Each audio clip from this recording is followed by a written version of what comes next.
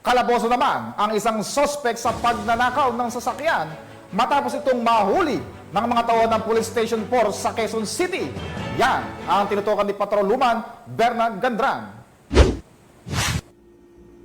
Arestado sa follow-up operation ng Novaliches Police Station 4 ng Quezon City Police District ang isang lalaki na kinilalang si alias Romel, 22 taong gulang at residente ng barangay Gulod sa Novaliches, Quezon dahil sa pagkakasangkot sa carnapping incident sa Quezon City.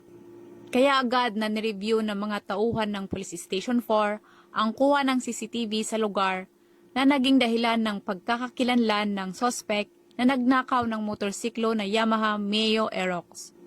Matagumpay na na-corner ng mga pulis at naaresto ang sospek na nagresulta sa pagkakarecover sa nakaw na motorsiklo. Kasong paglabag sa RA 10883 o New Anti-Carnapping Act of 2016 ang isasampa laban sa sospek sa Quezon City Prosecutor's Office. Mula dito sa Metro Manila, ako yung PNN Correspondent, Patrolwoman Bernard Gandran, alagad ng batas, tagataguyod ng Balitang Pulis. Gandran.